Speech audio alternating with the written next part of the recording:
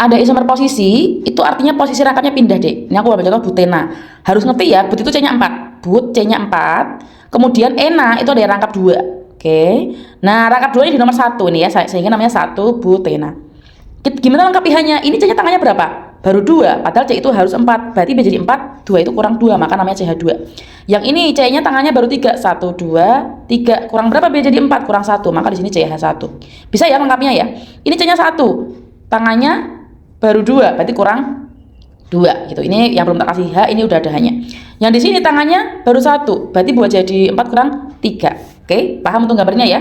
1 butena itu namanya berisomer posisi dengan 2 butena. Artinya posisi rangkapnya pindah ya. 1 terus 2. Pastikan strukturnya beda dan namanya harus beda. 2 butena. Nah, kok cuma ada 2? Bisa nggak, Mbak, kalau misalnya dia di sini rangkap seperti ini? Nggak bisa ya. Kenapa nggak bisa? Karena namanya jadi 1 butena lagi. Nomor 1 dari sini 1, 2, 3 ya.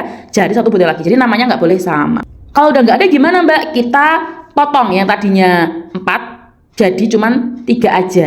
Yang 1 ke bawah kemana? Buat cabang. Oke, aku gambarin di bawah sini ya. Lurus 3 aja dan ada cabang di sini. Berarti rantai utamanya yang mana? Yang lurus. Ada berapa? 3. Berarti pro ya, itu sorry salah tulis ya. Jadi 2 metil. Karena di nomor 2 ada cabang 1, 2 met. 3-nya pro. Jadi 2 metil propena. Sorry, salah tulis. Propena harusnya ya. Nih cara ngangkapnya tadi. Tangannya baru 2, kurang 2. Tangannya yang tengah-tengah udah 4, Dek. 1 ya. Tuh 2, 3, 4. Jadi udah nggak punya hal lagi. Begitu. Nah, setelah itu ada juga isomer geometri kalau di alkena, Dek. Nah, aku ambil contoh 2 butena itu bisa dibuat seperti ini. Kan sama-sama 4 tuh C-nya. Tak buat kayak gini atau tak buat. Nah, gitu. Tinggal lengkapi sih hanya aja. Gimana? Nah, hanya tak naikin ke sini ya, sama sini ya. Nah, kalau yang ini kan sini sama sini. Kalau dia sejajar dengan H CH3 namanya cis 2 butena, berseberangan C-nya hanya berseberangan namanya trans 2 butena. Kayak gitu untuk isomer alkena. Yang nomor 15 adalah penamaan senyawa hidrokarbon yang diketahui rumus strukturnya. Aku mau jelasin beberapa aturannya ya. Aturan pertama, tentukan rantai utama atau induk, yaitu yang paling panjang. Boleh belok, nggak boleh balik. Jika ada 2 opsi rantai, pilih yang cabangnya paling banyak. Kemudian, misalnya nih aku punya, misal aku punya ini, ya. Misal kita belum tahu tak garis utamanya kan. Kalau lurus kan cuma berapa? 1, 2, 3, 4, 5 ya kan. Nah, cari yang terpanjang, bisa belok. Mau belok berapa kali boleh nih belok, lebih panjang ya. Jadi 1, 2, 3, 4, 5, 6 itu maksudnya. Jadi cari yang terpanjang. Habis itu kasih nomor penomoran dari dekat sama cabang. Ini kan cabangnya, Dek. Kalau kita dari sini kan 1, 2, 3, 4 kejauhan. Maksudnya angka awal dengan cabang. Kalau dari sini kan 1, 2, 3. Jadi nomornya dari sini, rantai utama dari ujung sini ya. Nah, kalau udah nih, jika ada cabang atau alkil, beri nama sesuai dengan homolog yang akhiran il. Alkil, C-nya 1 apa? Met, berarti metil gitu ya. Di nomor berapa? Di nomor 3. Nah, penamaannya adalah nomor cabangnya nomor 3, ya kan? Nama cabangnya metil ya. Dan rantai utamanya ada 6. 6 itu hex dan nggak rangkap heksana. Kalau rangkap heksena ya. Seperti itu. Coba ini ada contoh soal lagi, kasih nama. Kadang pada salah kayak gini, terpanjangnya ini ya, 1, 2, 3, 4, 5. Padahal ada lebih panjang. Coba yang lain, Mbak, bisa ke sini. 1, 2, 3, 4, 5, 6. Ada lebih panjang mana? Nih gitu, 1, 2, 3, 4, 5, 6, 7. Boleh belok berapa kali pun tapi nggak boleh balik. Maksudnya balik udah ke sini mau ke sini nggak boleh. Sekali jalan ya.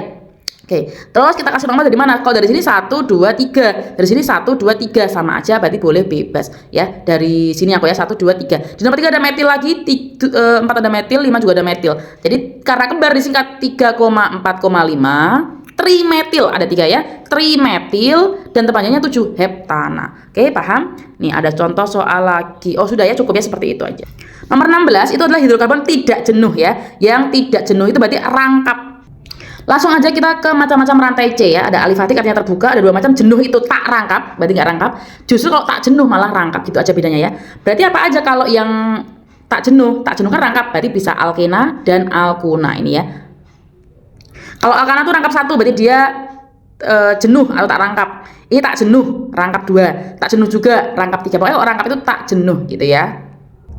17 adalah mengetahui jenis reaksi kimia yang terjadi pada suatu hidrokarbon. Jadi ada reaksi kimia, nanti termasuk reaksi apa? Ada cara cepatnya, Dek, sebentar. Aku mau pakai cara cepat aja ya.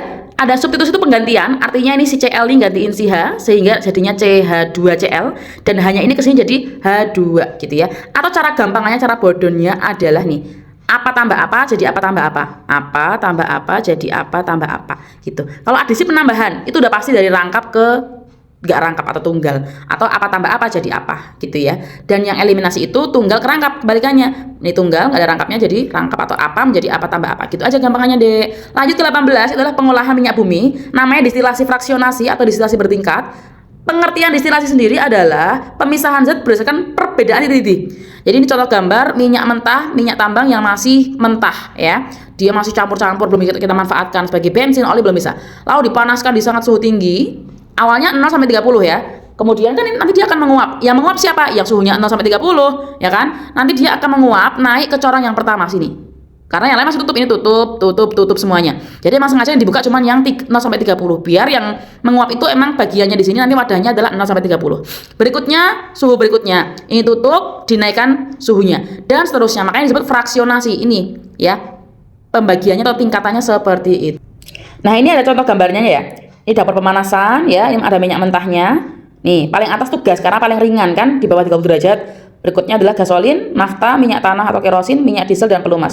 Di beberapa sumber beda-beda ya. Nanti kita lihat di tabel sebelahnya ini.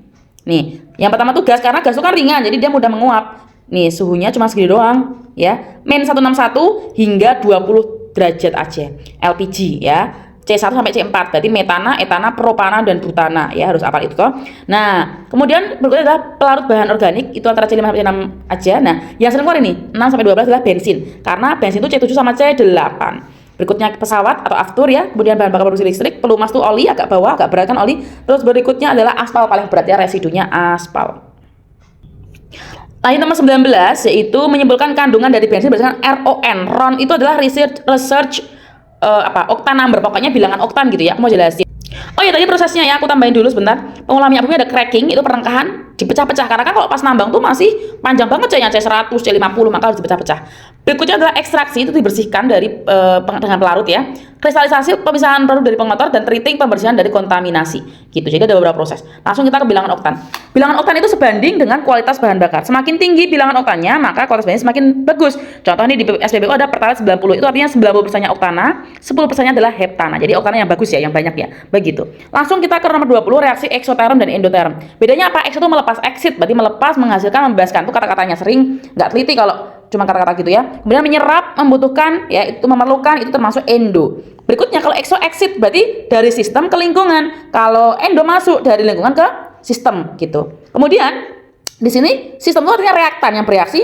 Nah, lingkungan itu yang adalah produk. Oke, mula-mula kan dia mau ngasih nih si reaktan, sistem mau ngasih ke lingkungan, maka dia harus tinggi dulu dong hanya yang mau dikasih. Nah, setelah ngasih dia turun sehingga H awal, H mula-mula, H reaktannya tinggi, berikutnya terakhirnya rendah. Kembalikan dengan endoterm, mula-mula nggak punya, makanya dia memerlukan, membutuhkan, maka dikasih jadi tinggi seperti itu.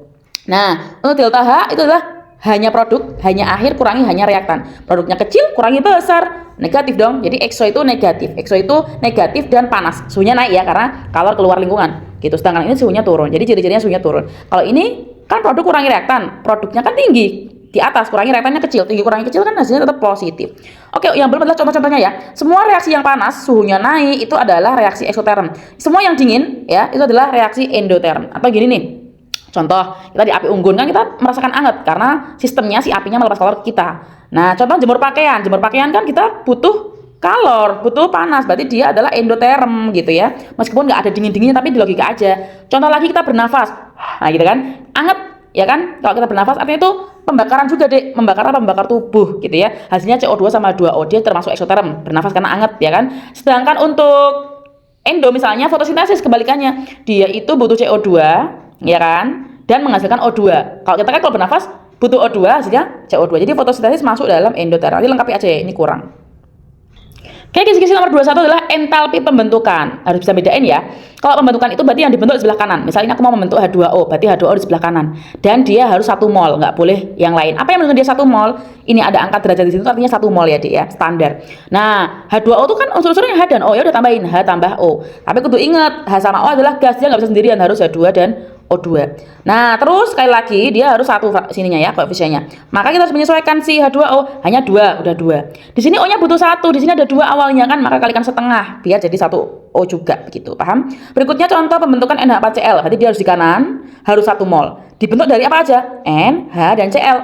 N itu nitrogen tuh gas, H hidrogen juga gas, Cl keluarin juga gas, maka harus N2, H2, dan Cl2. Setarakan sekarang Di sini hanya N-nya 1, berarti di sini kalikan setengah, N2.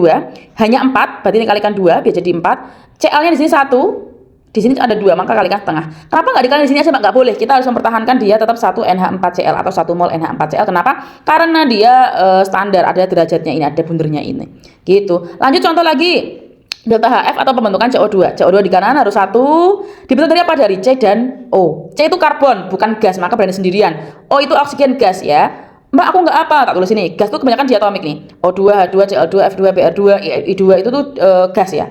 Gitu harus berduaan. Kecuali golongan 8, helium itu sendirian, He, neon gitu ya. Lanjut ke 22. 22 itu penentuan delta H. Ada 4 macam. Pertama kalorimeter pakai Ki macet sama Ki C besar delta T, bisa dibaca aja keterangannya apa aja. Kemudian jika C-nya besar nggak ada, maka pakai Ki macet aja. Kalau dua-duanya ada, tambahin nanti ya Ki totalnya ada, baru ini Ki total dibagi sama mol. Mol sendiri apa? Mol sendiri itu adalah bisa M kali V. Kalau dia larutan kan ada volume, atau pakai gram per mr. Kalau misalnya pada datar kan gram-graman gitu. Tinggal masukin aja nih ketemu delta H. Oke. Berikutnya ada hukum Hess. Dia itu bunyinya gini, nggak peduli jalannya, yang penting awal dan akhir. Misalnya awalnya adalah A, akhirnya adalah C. Mau lewat jalan ini atau sini dulu baru sini boleh. Ya, sama nanti. Artinya delta H2 arah ke sini itu akan sama dengan delta H1 tambah delta H3 gitu ya. Oke, nanti akan soalnya nanti ya. Oke, berikutnya. Contohnya juga ada kayak gini nih kalau hukum Hess nih. Dibalik-balik diposisikan, yang udah pernah les pasti tahu ya. Sama diagram seperti ini Dik, nanti hukum Hess itu ada 3 macam hukum Hess ya. Dan yang ketiga yang C adalah berdasarkan delta HF. Delta H rumusnya adalah delta HF-nya kanan kurangi delta HF-nya kiri. Oke, habis itu soal ya. Lanjut dulu yang keempat adalah energi ikat. Kalau energi ikat tuh ada kayak gini-gini ya, C dengan O, C dengan H, O dengan OH dengan C. Ya rumusnya apa? Delta H sama dengan energi ikatnya reaktan atau kiri kurangi energi ikatnya si kanan atau si produk, seperti itu deh.